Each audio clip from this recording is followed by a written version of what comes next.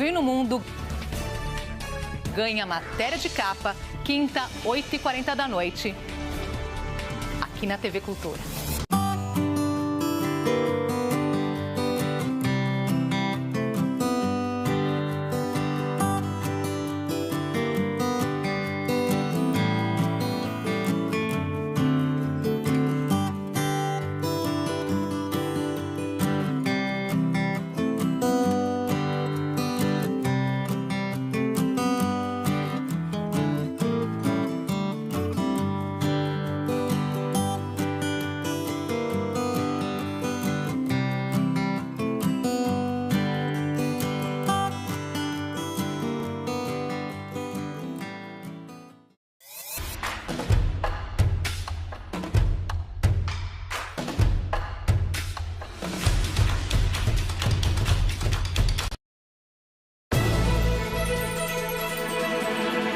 O Jornal da Cultura está começando e tem os seguintes destaques.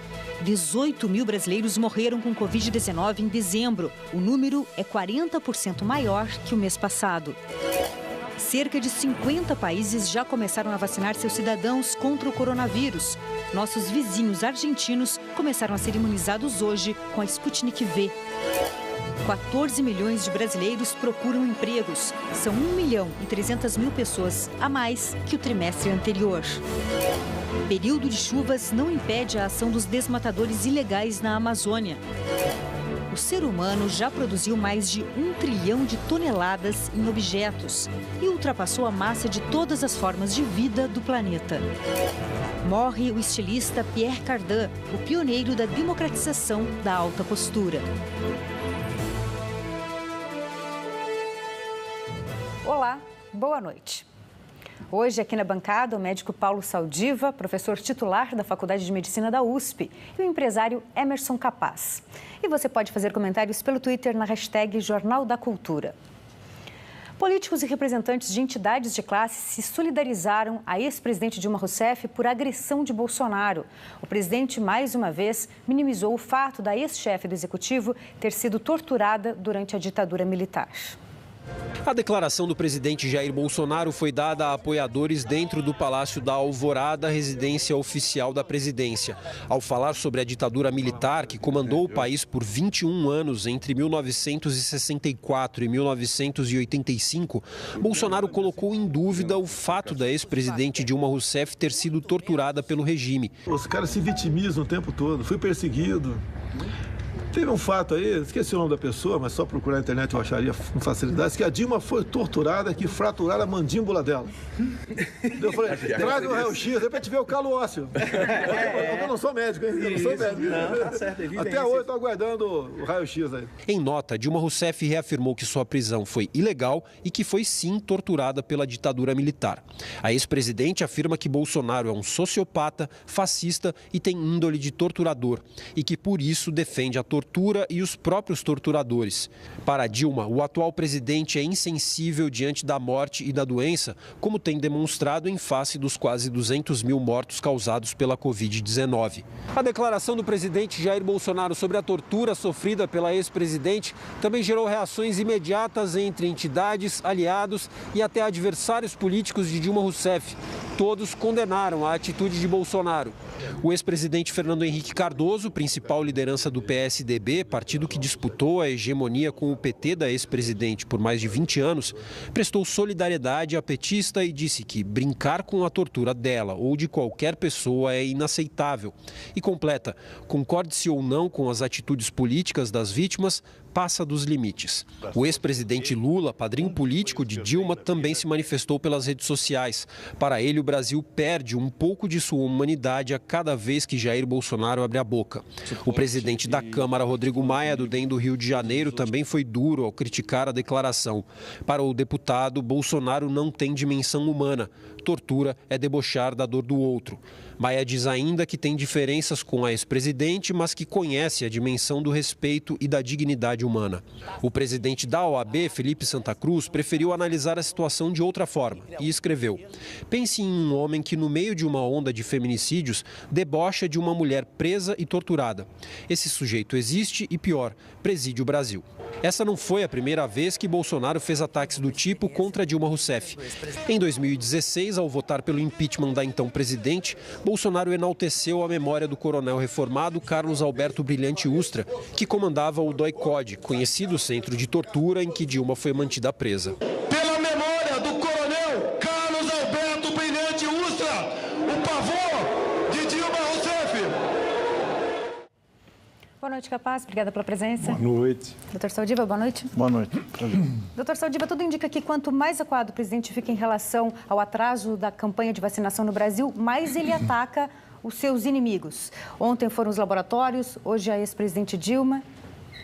Ele é um homem que, sob pressão, ele responde com a única coisa que ele sabe fazer bem, que é agredir. Ninguém vai discutir, porque esse discurso que o presidente Bolsonaro tem, ele demonstra uma total insensibilidade com um período que foi muito difícil da história do Brasil, como está sendo difícil hoje, né? Então, e ele não ganha nada com isso. Esse que é o problema. No momento que o país está precisando de união, está precisando de entendimento, está precisando de solidariedade e para procurar sair todo mundo junto, ele, do nada, tira da cartola um comentário que acho que melhor abordou foi o presidente da OAB. Ele começa a descrever que no momento onde a violência, pelo fato das pessoas estarem em casa, pelo fato de nunca houve tanta agressão contra mulheres, tanta agressão, tantos casos de feminicídio, ele vai pegar um exemplo por um desafeto político e está quieta. Né? Ela não provocou a situação. Ele ataca do nada. Fora. E o que me irrita um pouco nessa história é que ao redor dele tem um grupo de pessoas que ri de um negócio desse tipo. E é por isso que ele pode falar, porque ele tem uma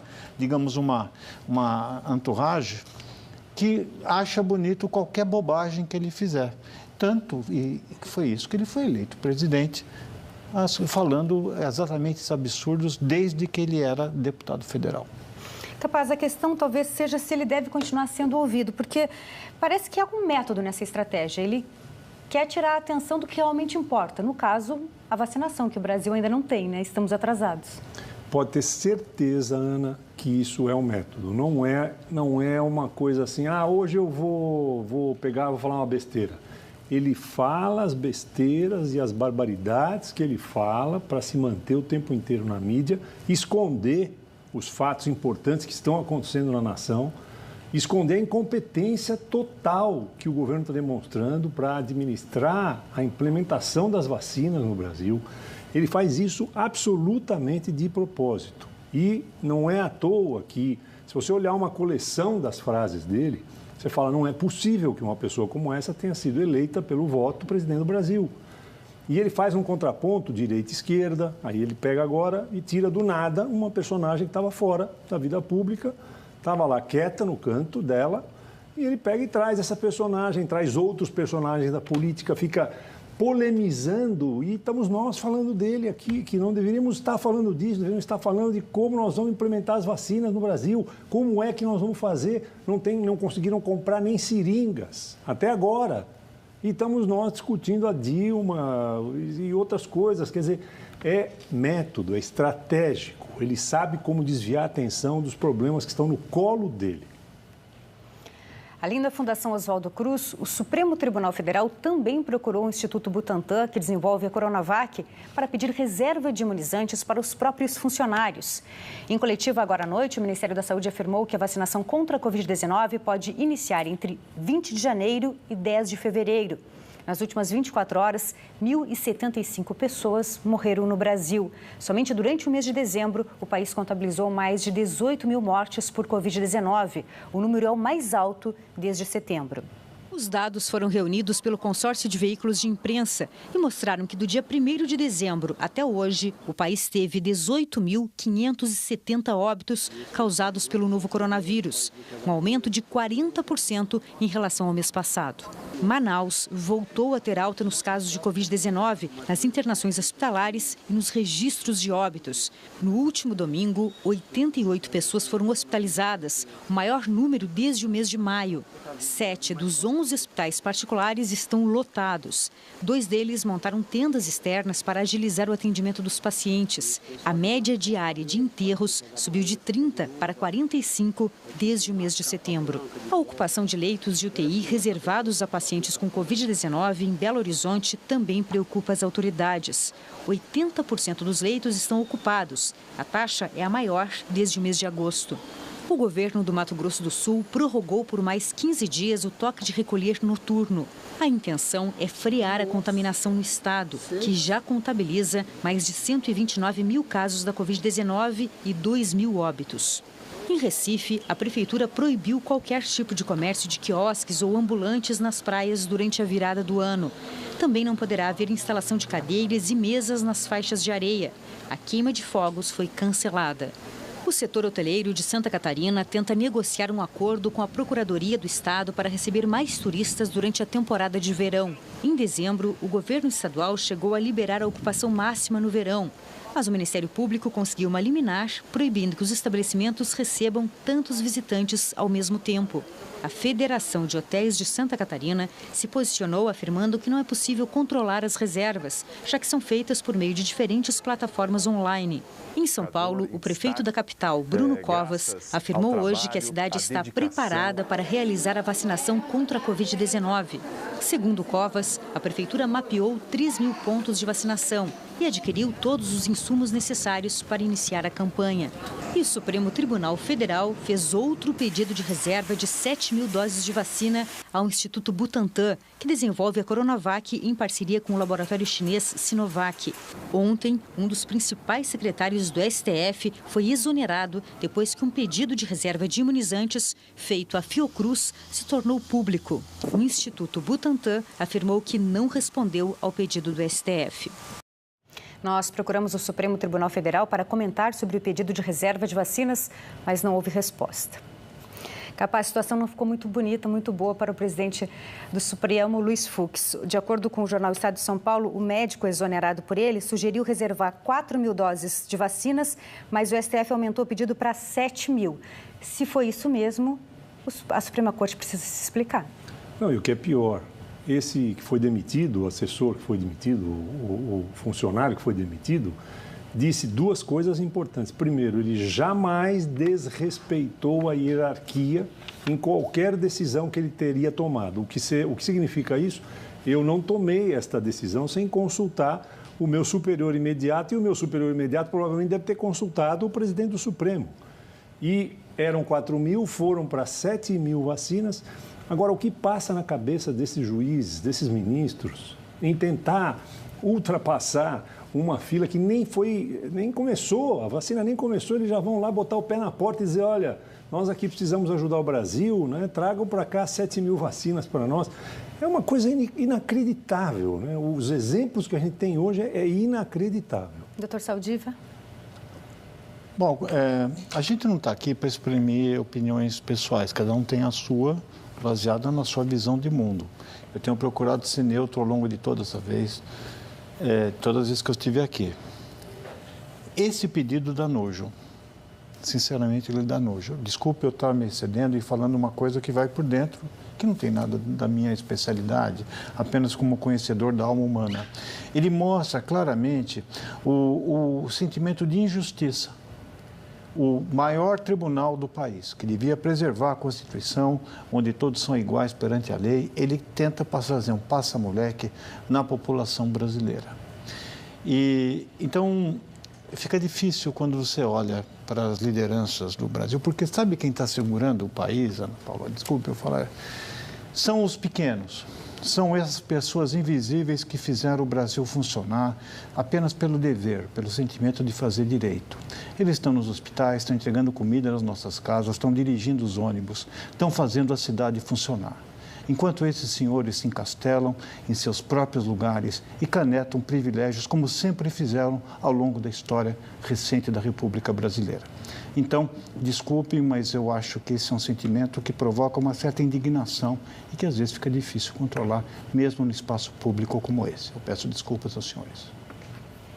E veja em instantes, alta no desemprego, mais de 14 milhões de brasileiros buscam por uma vaga. E ainda, vacinação contra a Covid-19. A luta contra o vírus não será vencida se apenas alguns países imunizarem as populações. Voltamos já.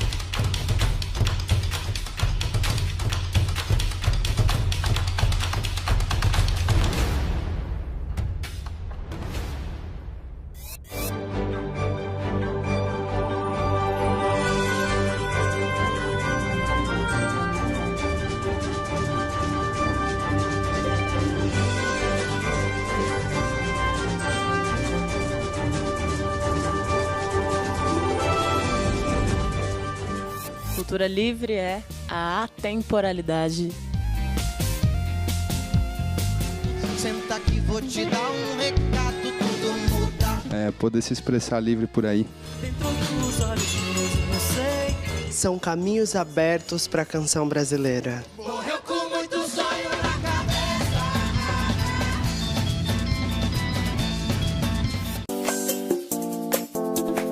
Um novo mundo sob um novo olhar. Metrópolis.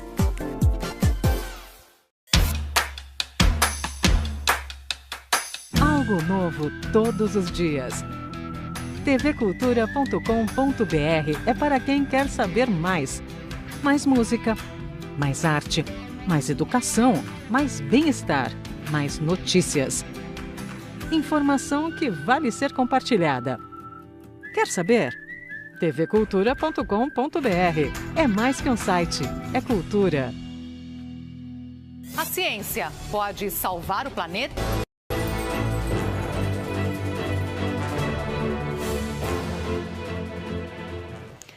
O desemprego aumentou quase 10% no terceiro trimestre, que terminou em setembro e atingiu o pior índice da série histórica iniciada em 2012 pelo IBGE. Mais de 14 milhões de brasileiros estão desempregados, segundo pesquisa nacional por amostra de domicílios divulgada hoje. São 1.300.000 pessoas a mais que o trimestre anterior. Em 10 estados, a fila em busca de uma vaga cresceu. As maiores taxas foram na Bahia, em Sergipe e em Alagoas. A menor foi registrada em Santa Catarina. O número de pessoas com carteira assinada caiu 2,6%, com perda de 788 mil postos. A taxa de informalidade também aumentou. Hoje são 31.600.000 pessoas sem carteira assinada ou CNPJ. Apenas as atividades de construção e agricultura tiveram crescimento na ocupação de vagas. No Natal da pandemia, o comércio varejista teve o pior desempenho desde a última recessão entre os anos de 2015 e 2016 nas vendas presenciais. O alívio nas contas do setor só foi possível graças ao comércio eletrônico, que passou a ser a opção de compra mais segura para muitas famílias. Ir ao shopping só para trocar o presente. E quando o movimento está assim, bem tranquilo. Na casa do Glauco, as compras de Natal foram pela internet. É mais seguro, né? A gente está preocupado aí com a pandemia, então a gente, família e tudo, então a gente fica meio receoso de vir ao shopping e correr algum risco, né? Então a gente fez a maioria pela internet mesmo.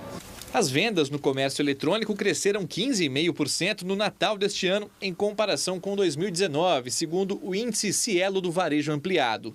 Se o turismo e o transporte, os mais afetados pela pandemia, fossem excluídos do cálculo, a alta seria de 81,7%. O e-commerce vem crescendo muito, mas eu acho que a pandemia contribuiu ainda mais para esse crescimento do e-commerce, porque é uma forma das famílias se protegerem do coronavírus. Então, ao sair menos de casa, a gente controla a expansão da pandemia e a orientação é essa. Então, até mesmo para produtos e serviços mais básicos, que a família não costumava usar a internet ou a compra pela internet, ela começou a ser uma boa aliada. Com mais gente comprando de casa, as lojas ficaram mais vazias e isso refletiu nas vendas. A época mais esperada pelo varejo foi a pior dos últimos anos. A queda nas vendas em lojas físicas foi de 2,7%, a maior desde a recessão de 2016. Só segmentos como supermercados, móveis, construção e livrarias tiveram alta. Nos shoppings, o cenário é ainda pior. Segundo a Associação dos Pequenos e Médios Lojistas, a queda em dezembro pode chegar a 35% nas vendas de produtos como vestuário, calçados, acessórios e serviços. Mesmo aquele pequeno vai tentar, de alguma maneira, entrar no mundo e-commerce para, numa ocasião como essa da pandemia, conseguir sobreviver, conseguir continuar vendendo seus produtos. E é algo que deve ser incorporado ao plano de negócios do comércio daqui para frente. Foram as vendas pela internet que deram um respiro no Natal da Valéria. Mesmo assim, não foi suficiente para impedir uma queda de 40% no movimento de fim de ano. A gente, como lojista também, a gente tem que se programar, se planejar, né? Guardar o dinheiro, né? E esperar a vacina sair, não tem muito jeito. Capaz, desemprego, queda nas vendas, fim do auxílio emergencial agora no final de 2020. Para 2021 também o cenário não é dos mais positivos, inflação subindo, desequilíbrio nas contas públicas, isolamento internacional e a pandemia que não está definitivamente no finalzinho. Alguma perspectiva positiva na economia para o ano que vem? Você deu uma lista boa, vou ver se eu consigo assimilar tudo isso. Na verdade, é assim. O desemprego, você teve um aumento de carteira assinada, um aumento do emprego de carteira assinada e o desemprego aumentou porque mais pessoas passaram a procurar emprego. Então você tem, mesmo com a expectativa, não era 14,3% de desemprego, era maior. Veio menor do que todos os analistas esperavam.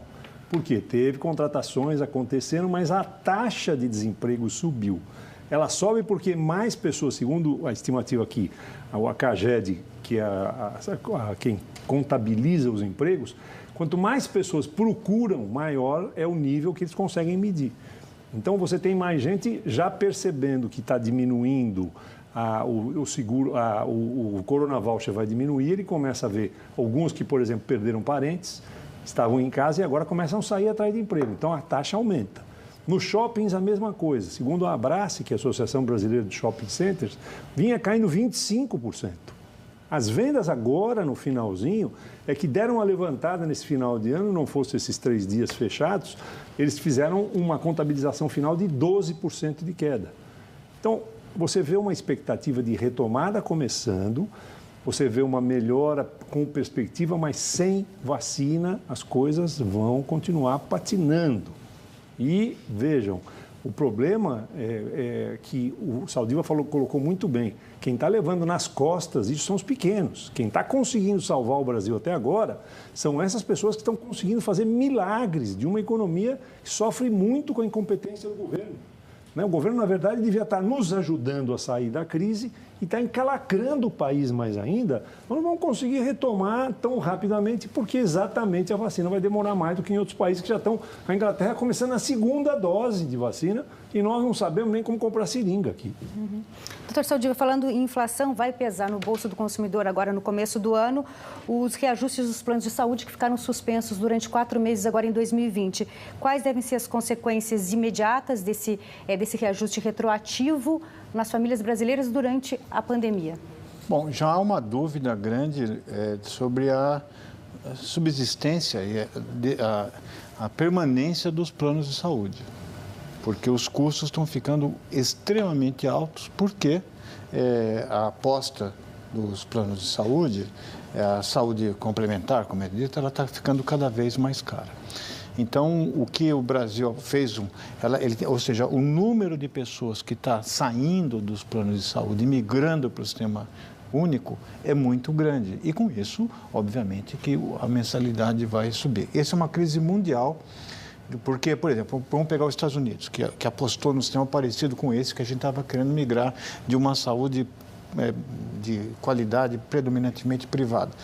Os Estados Unidos gasta 17% do PIB dos Estados Unidos em saúde e tem uma saúde pior que o Canadá, que gasta 9% do PIB, que tem um sistema público unificado, porque consegue, então, ter um melhor manejo dos recursos. Porque você pagando o seu seguro, você vai ficar decepcionado se não ganhar uma ressonância magnética de presente. Você pagou, você tem direito a consumir. E com isso, o sistema fica inviável. A minha previsão é que vai haver uma demanda maior, cada vez maior, para o sistema público de saúde, que tem o seu orçamento estabilizado faz tempo. Existe um processo de privatização branca do SUS. O governo federal vem, não é de agora, mas já há algum tempo, retirando recursos do sistema e repassando progressivamente para estados e municípios, que estão com as contas por aqui. Então, eu prevejo que para a saúde, eu espero que exista um investimento maciço, ou pelo menos um favorecimento e se dê mais condições para operar do SUS. Vamos pegar um exemplo da pandemia, não quero me estender muito. Mas houve uma recuperação. Melhor que aqueles hospitais de campanha, o melhor teria sido requalificar hospitais que estavam parados e deixar estruturas permanentes. Mas como o hospital já está pronto, você não consegue levar um por fora, você pode, né, você não vai comprar você pode, é uma oportunidade grande de você lucrar com desonestidade, comprando equipamento. Estou dizendo que isso, mas aconteceu no Rio de Janeiro, por exemplo. Em muitos estados. Em muitos estados. Muitos. Então, eu acho que isso mostrou que ou a gente investe no sistema público de saúde ou não vai ter alternativa para grande número dos brasileiros. Enquanto dezenas de países já iniciaram a vacinação contra a Covid-19, alguns, como o Brasil, ainda não sabem quando a imunização vai começar. Muita gente se pergunta se a luta contra o novo coronavírus será vencida com uma vacinação total ou parcial da população do planeta. Na Argentina, a vacinação começou hoje pelos profissionais de saúde. Nessa primeira etapa, são 300 mil doses do imunizante russo. Segundo o Ministério da Saúde argentino, elas serão aplicadas apenas em pessoas entre 18 e 60 anos. Belarus também iniciou a vacinação nesta terça-feira com a Sputnik V. Os primeiros a serem imunizados são os trabalhadores da saúde e professores. No Reino Unido, a britânica Margaret Keenan, de 91 anos, recebeu hoje a segunda e última dose da vacina desenvolvida pela Pfizer junto à BioNTech. Ela foi a primeira pessoa a ser imunizada na região no dia 8. Nos Estados Unidos, a vice-presidente eleita Kamala Harris recebeu a vacina da Moderna ao vivo pela televisão. Ela disse que confia nos cientistas, falou que se trata de salvar vidas e pediu a confiança do público.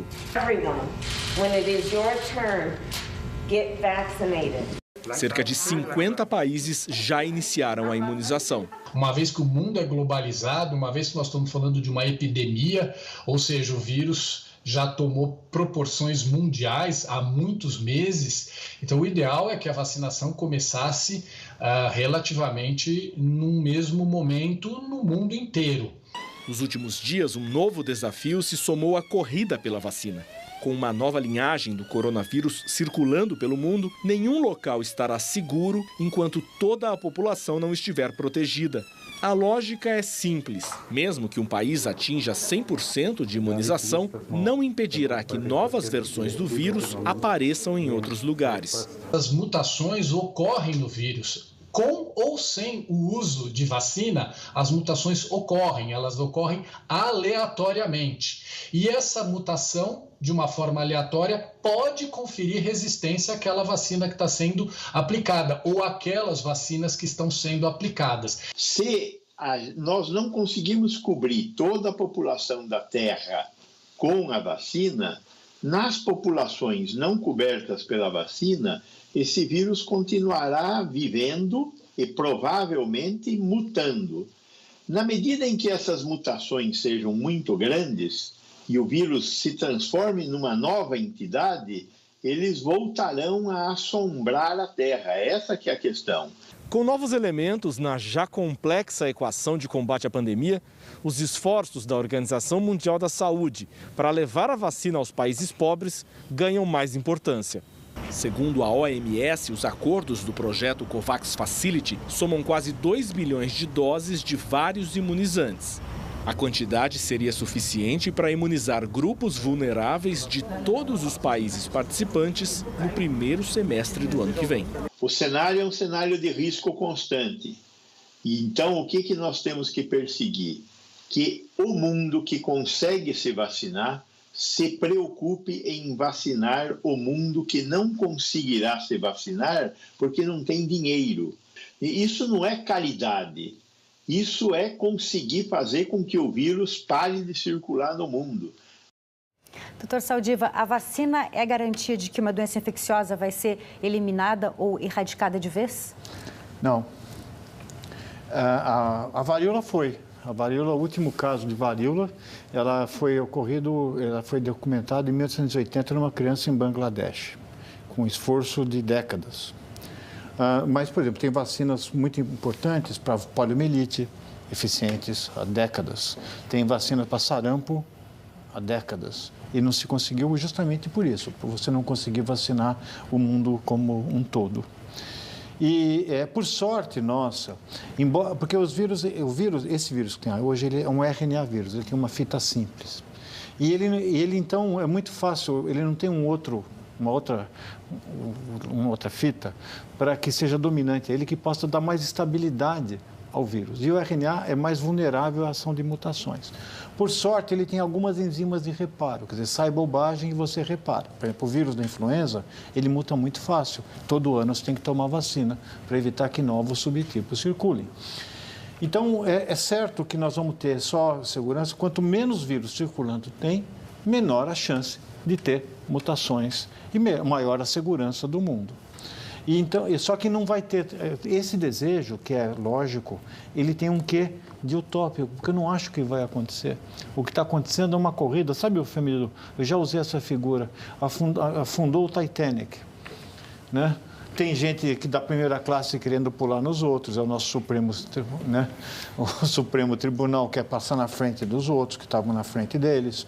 Você tem gente que está dizendo, não, o navio não está afundando, que é o nosso governo federal, né? Que está dizendo que não, que tem, se dando alguns remédios preventivos, a doença acaba. Enfim, existe uma desorganização no Brasil que vai atrapalhar bastante o início da nossa vacinação.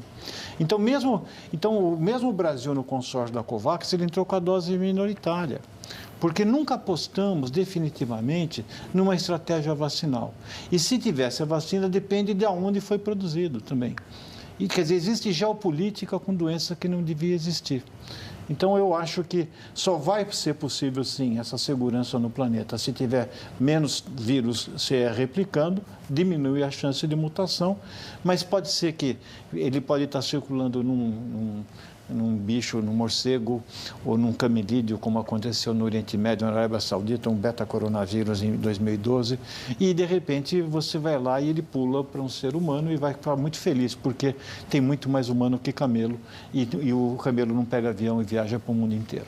Então é isso, nós vamos ter que ter uma espécie de vigilância global de vacinas de prontidão para produzir muito mais rapidamente do que hoje vacinas mais eficientes que serão apresentadas nesse primeiro momento. Pegando o gancho aqui, doutor Saldiva, geopolítica e doença. Uma pesquisa realizada em 15 países capaz sobre a disposição da população em se vacinar, o Brasil ficou em segundo lugar. A população aqui, só perdemos para a China, que não é um país democrático. A população aqui quer se vacinar. Minha pergunta é, como a expectativa da maioria da população em se vacinar pode pesar na popularidade do presidente Bolsonaro, que dia sim, dia não, ele faz alguma declaração polêmica sobre as vacinas? Eu acho que vai pesar principalmente porque o clima que nós estamos vivendo hoje não será o mesmo em janeiro, em fevereiro, onde, por conta de tudo que nós já estamos vivenciando, você vai ter um aumento de casos, os hospitais já estão próximos do limite. Quando você chega num momento em que os hospitais não conseguem atender e você ainda não conseguiu dar conta das vacinas, porque realmente vai ficar evidente a falta de preparo do governo como um todo para lidar com isso, essa falta de preparo vai ser centralizada onde? Na figura do presidente. Quem escolheu o ministro da Saúde foi ele. Quem falou bobagem o tempo inteiro foi ele. Quem é que disse que não precisa vacina? Não preciso, não vai ser isso, não vai ser aquilo. É ele que está dando um direcionamento completamente errado. O custo político disso, goste ele ou não, será entregue a ele em um tempo muito curto. E a popularidade dele vai mudar a partir de janeiro para frente, principalmente porque você não tem mais um auxílio emergencial e as pessoas vão começar a sentir na pele a dificuldade, não vão ter emprego, não vão ter como retomar seu crescimento econômico. Logo mais, depois do Jornal da Cultura, tem Provoca. E hoje Marcelo Taz recebe a vereadora mais votada do Brasil, Érica Hilton. Alô para você que assiste o Jornal da Cultura. Daqui a pouco tem Provoca com uma figura inspiradora. Ela é uma mulher trans, negra, periférica, que venceu todos os preconceitos e se tornou a vereadora mais votada da cidade de São Paulo. Nós não nos colocamos no lugar de coitada, nós nos colocamos no lugar de guerreiras, de alguém que batalha para sair deste lugar de opressão, de marginalização. Nós não queremos mais. E para sair desse lugar não dá para vestir a carapuça da pobre vítima, né? E deitar e dizer, coitadinha de mim, eu preciso que alguém venha aqui e me tire desse lugar. Não, eu preciso que as pessoas ouçam o que nós estamos dizendo. Érica Hilton está no Provoca de hoje, o último de 2020, logo depois do Jornal da Cultura. E a seguir, nem o período chuvoso impede a ação dos desmatadores ilegais na Amazônia. E mais, Rússia revê dados sobre a Covid-19 e as mortes pelo vírus no país disparam. Nós voltamos em instantes.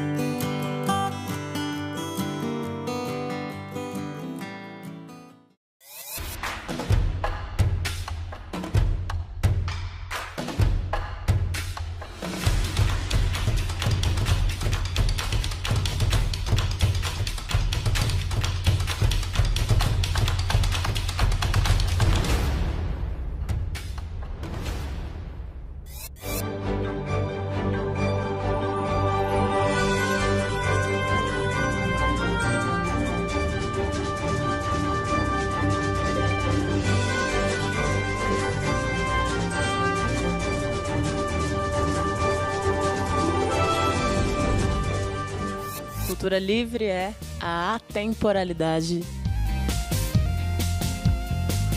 Senta aqui, vou te dar um recado, tudo muda. Poder se expressar livre por aí. Dentro dos olhos meus, não sei. São caminhos abertos para a canção brasileira. Morreu com muito sonho na cabeça.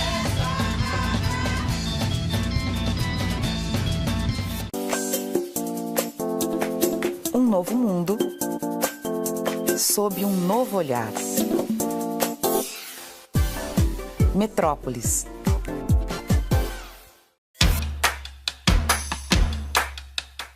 Algo novo todos os dias. tvcultura.com.br é para quem quer saber mais. Mais música, mais arte, mais educação, mais bem-estar, mais notícias. Informação que vale ser compartilhada.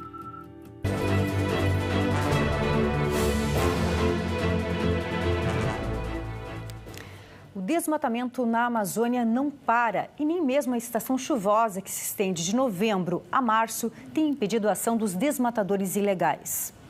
O crime é o mesmo, o desmatamento ilegal na maior floresta tropical do mundo, que este ano foi o maior dos últimos 12 anos. O que mudou é a estratégia usada por madeireiros e grileiros. A derrubada da floresta ocorre principalmente na época da seca, entre maio e setembro, quando são registradas as queimadas, que consumiram só neste ano mais de 11 mil quilômetros quadrados de floresta.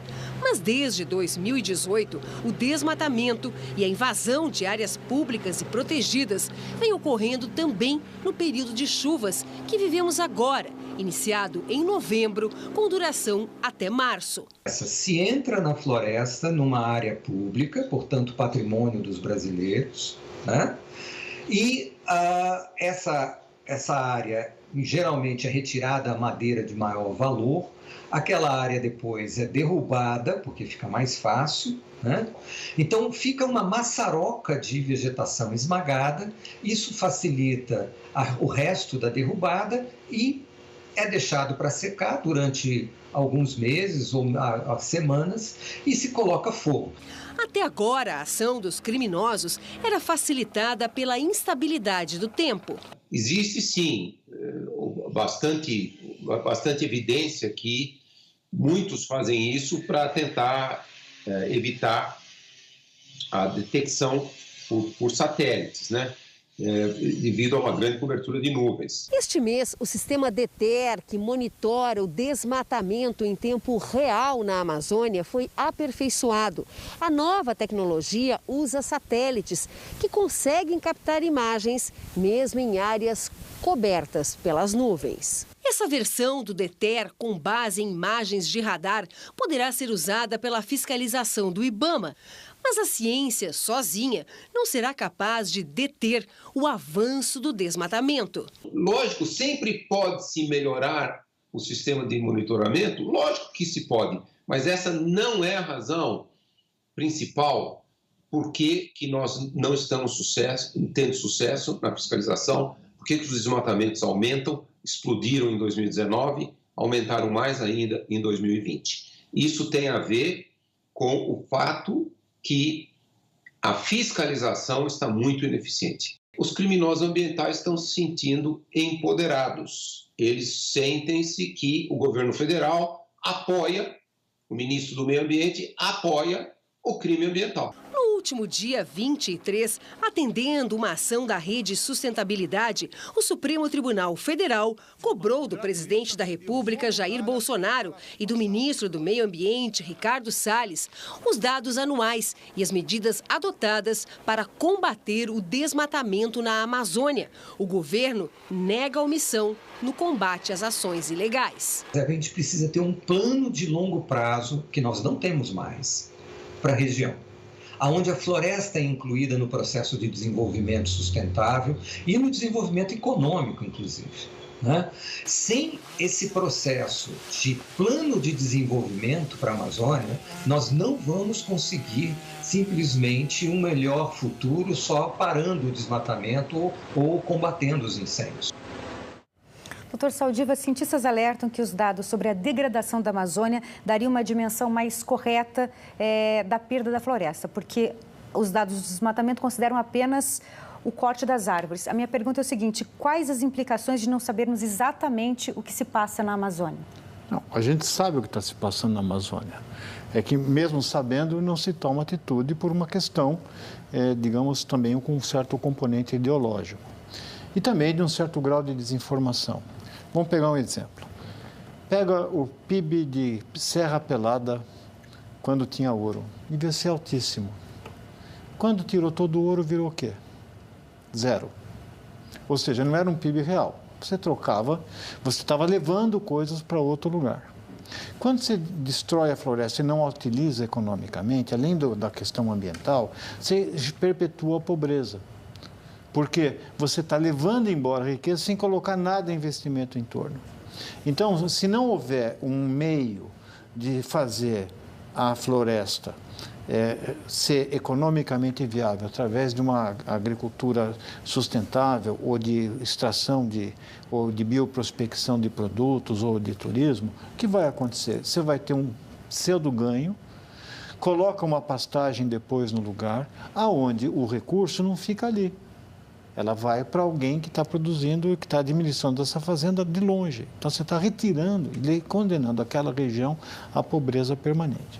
Essa visão, que é muito simples e que acontece em todo lugar que foi degradado, ela parece não sensibilizar as autoridades ambientais no Brasil. Que você faz a lei, então você esgrime com uma lei altamente avançada, mas a implementação da lei não é executada, porque não tem fiscalização. Então, esse é uma coisa que está colocando e vai fazer o Brasil perder em outras áreas também. Porque vai se utilizar esse argumento do desmatamento para impedir acordos comerciais e investimento no país. Então, é gente que pensa pequenininho, talvez por uma questão de lobo frontal reduzido. A União Europeia anunciou hoje que vai comprar mais 100 milhões de doses da vacina da Pfizer e da BioNTech contra a Covid-19. A novidade foi apresentada pela presidente da Comissão Europeia, Ursula von der Leyen. Com a aquisição, o bloco terá 300 milhões de doses da vacina da Pfizer e da BioNTech, a primeira a ser aprovada pelos órgãos reguladores de medicamentos dos países ocidentais. O cronograma de distribuição do novo lote ainda será negociado. Ao todo, a União Europeia reservou 1 bilhão e 300 milhões de doses de vacinas. A decisão foi tomada depois que alguns imunizantes encomendados pelo bloco tiveram atrasos em testes clínicos. Também nesta terça-feira, a Agência Europeia de Medicamentos afirmou que não vai conseguir aprovar em janeiro a vacina desenvolvida pela farmacêutica AstraZeneca e pela Universidade de Oxford. A agência informou que até agora nenhum pedido para registro da vacina foi feito. Na semana passada, a AstraZeneca disse que o imunizante deve ser eficiente contra a nova linhagem do coronavírus e que estudos estão sendo feitos para investigar o impacto da mutação. A Rússia anunciou a revisão dos dados sobre o novo coronavírus no país e divulgou um número de mortes 3 vezes maior. Os dados atualizados mostram um total de 186 mil mortos, contra os 55 mil registrados até então. Com isso, o país passou do 8º para o 3º lugar na lista de nações com mais óbitos pela doença, atrás apenas dos Estados Unidos e do Brasil. O levantamento foi feito pelo órgão de estatísticas Rosstat e contradiz o discurso do presidente russo Vladimir Putin, que dizia ter controlado a pandemia de forma mais efetiva que os países ocidentais. Já a cidade chinesa de Wuhan, epicentro da pandemia de Covid-19, pode ter tido 10 vezes mais casos de infecção do que o número oficial. O estudo foi feito pelo Centro de Controle e Prevenção de Doenças da China. A estimativa é de que quase 500 mil pessoas se infectaram com o coronavírus, mas os dados oficiais apontam 50 mil casos.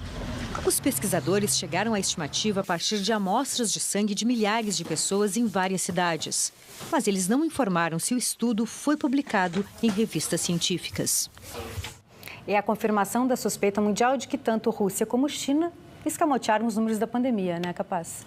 Então, isso deve acontecer em vários países, inclusive aqui no Brasil. A gente comentava isso. Aqui você tem a SARS, que também muitas mortes são dadas como mortes de síndrome respiratória, mas que, na verdade, uma parte grande delas é morte por Covid. E a gente comentava alguns meses atrás aqui no programa a estimativa de que era 10 vezes maior o número do que a gente tinha como imagem, do que aparecia ou seja, o que a gente olhava nos números era 10 vezes mais. E aqui está se confirmando 10 vezes mais. Em alguns casos 3, mas outros você ainda não tem a certeza que deve ser muito maior do que isso. A Rússia saltar de 8º para 3º lugar na lista, isso deve estar acontecendo com muitos países. Daqui a pouco isso vai aflorar e nós vamos ter que saber como é que a real situação de cada um desses países. Vou pegar carona aqui no comentário do Capaz. O aumento da síndrome respiratória aguda grave nas últimas semanas, doutor Saldiva, é porque ainda não deu tempo de investigar essas doenças ou porque não tem testes suficientes? A confirmação última seria o PCR, aquele teste do SWAB, que pode ser feito até pós-mortem, mas desde que colhido na fase certa. Se você colher depois de 15, 20 dias de evolução da doença, ele pode dar negativo, porque a carga viral vai caindo com o progredir da doença. O vírus funciona assim, sabe, Ana? A gente viu isso. Ele destrói uma área do pulmão, daí ele migra para outra. Até que não sobra o pulmão, então ele acaba porque o vírus precisa de tecido viável para proliferar. E o que está acontecendo é que existem critérios, então, clínicos, que você tendo um conjunto de sinais e sintomas, você consegue estabelecer a probabilidade daquilo ser Covid-19 ou não. Isso já está em curso e são algoritmos de inteligência artificial. Inclusive, vai sair um do Brasil que talvez seja o melhor do mundo. E, com isso, nós vamos ter uma ideia dos casos agora. Mas o que vai acontecer de fato é o seguinte, você vai ter diagnóstico de síndrome respiratória aguda do ano de 3 anos antes, depois de 3 anos depois, a resposta verdadeira, que vai ser o desvio, essa anomalia provocada por essa nova pandemia, nós vamos saber depois, quando a informação vai ser muito precisa, mas inútil. Por que é importante contar esses casos? Não é só para fazer estatística ou dizer que estamos aterrorizando a população. É porque você consegue, sabendo as mortes e os adoecimentos onde ocorre, você consegue tomar medidas preventivas localizadas. Por isso que não é uma questão de você toda hora estar assustando a população, porque quando o indivíduo não entende as coisas, ele politiza tudo. Ele acha que alguém está fazendo uma trama contra ele. É simplesmente uma questão de proteção. Mas eu volto a dizer, tanto a economia quanto a pandemia só serão controlados quando a gente tiver vacina. Qualquer que seja ela, vai ser melhor do que enfrentar o risco sozinho, sem nenhum tipo de proteção. E veja a seguir, luto na moda. Morreu na França, aos 98 anos, o estilista franco-italiano Pierre Cardin. E ainda, pela primeira vez, o total de objetos construídos pela humanidade ultrapassa a massa viva do planeta. Aguarde, que voltamos já. É cultura. A ciência pode salvar o planeta? Qual é o futuro da humanidade? Medicina, história, tecnologia, meio ambiente, arte e cultura. As novas descobertas, os perigos da atualidade, as lições do passado. Tudo que é notícia no Brasil e no mundo ganha matéria de capa, quinta, 8h40 da noite, aqui na TV Cultura.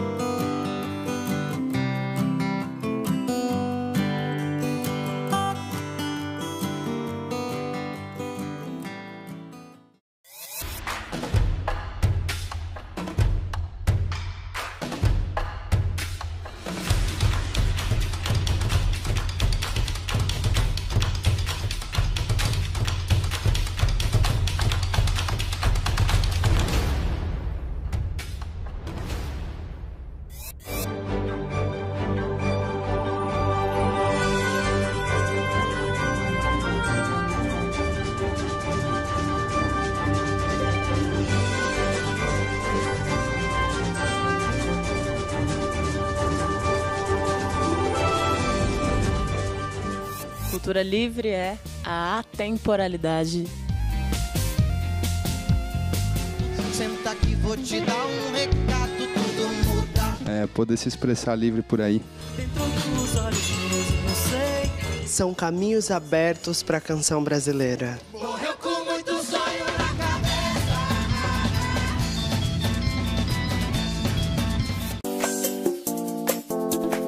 Um novo mundo sob um novo olhar. Metrópolis.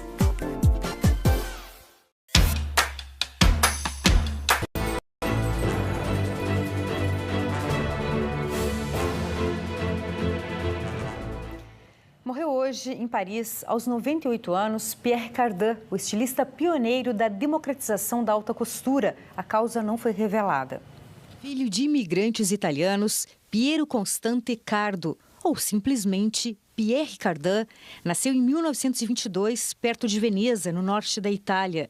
Sua família imigrou para a França e, aos 14 anos de idade, ele se tornou aprendiz de um alfaiate. Quando se mudou para Paris, aos 17 anos, inicialmente trabalhou para o estilista Christian Dior.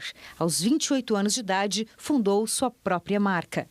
Conhecido pelo seu estilo vanguardista com uma preferência por formas geométricas, Pierre Cardin foi um dos criadores da moda futurista, com desenhos inspirados na era espacial, e ficou conhecido pela coleção Space Age, de 1964. Foi o primeiro estilista a lançar a moda prêt-à-porter para grandes lojas. Inovou ao desenhar a moda unissex, ampliou seus conceitos para o desenho industrial. De mobiliário, criou desenhos de sapatos a óculos e até automóveis.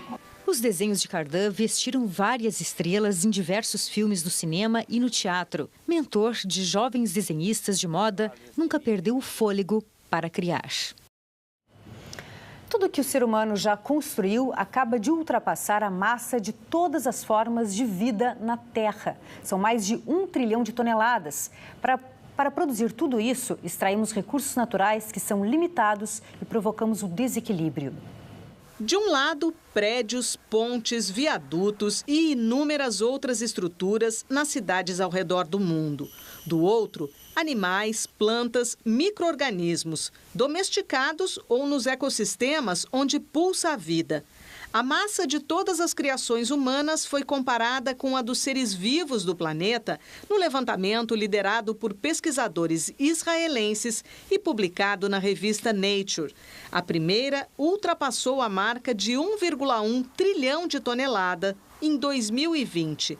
Pela primeira vez, o total de objetos construídos pela humanidade ultrapassa a massa viva.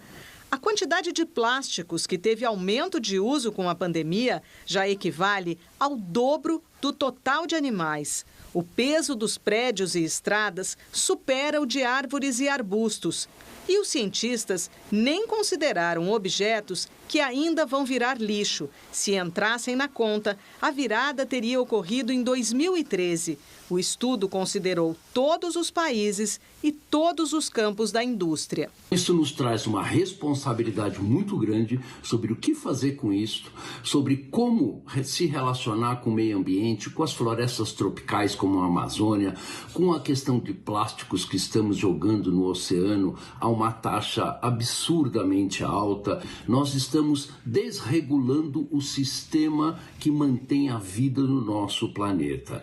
Talvez esteja na hora de repensar a nossa linguagem em relação à natureza. O escritor Mia Couto, que é biólogo, alerta para o uso da expressão recursos naturais. É como se todos os elementos da natureza estivessem à nossa disposição para serem extraídos.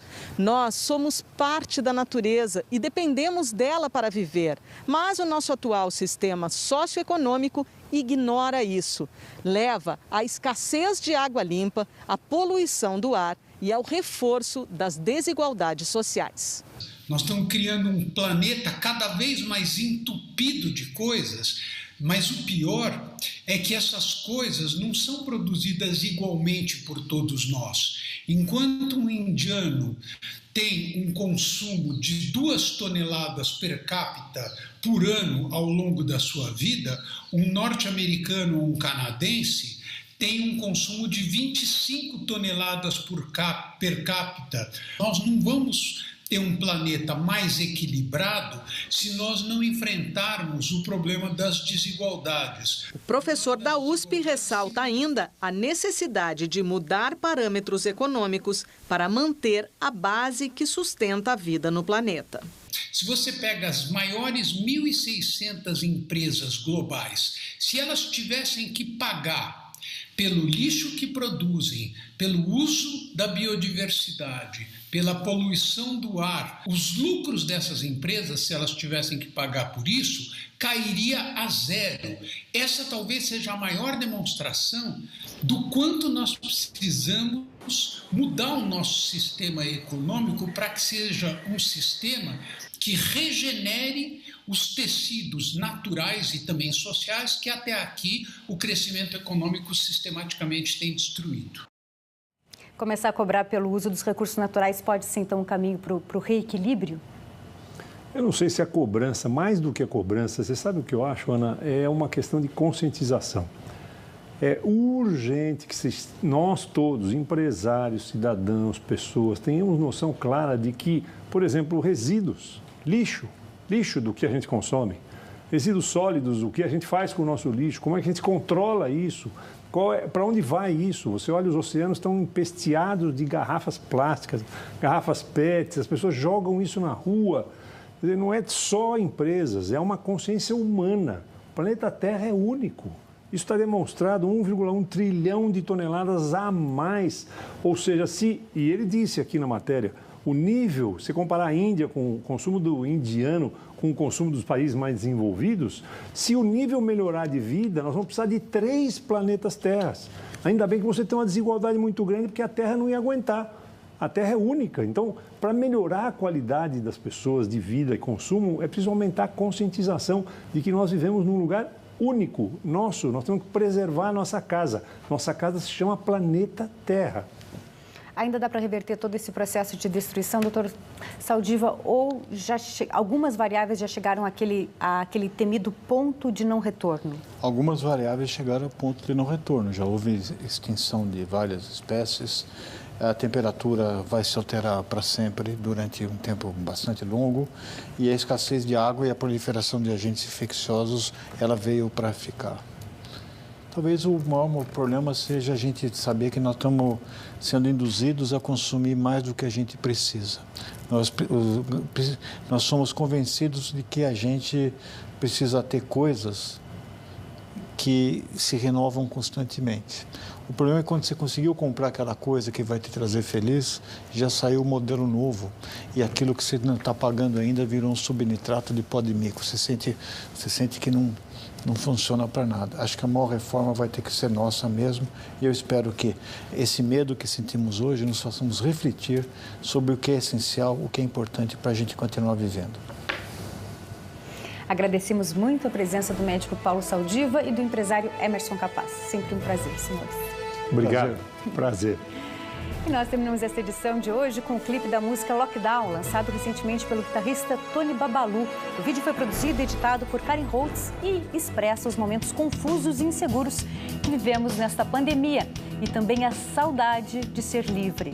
Muito obrigada pela companhia e até amanhã.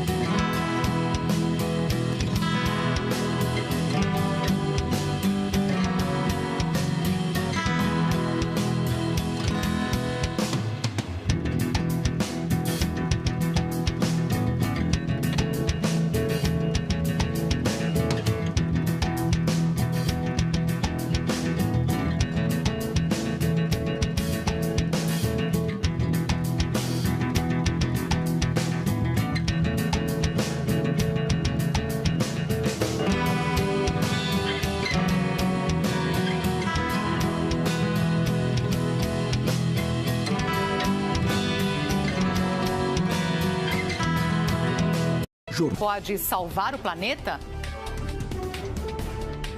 Qual é o futuro da humanidade? Medicina, história, tecnologia, meio ambiente, arte e cultura. As novas descobertas, os perigos da atualidade, as lições do passado. Tudo que é notícia no Brasil e no mundo ganha matéria de capa, quinta, 8h40 da noite, aqui na TV Cultura.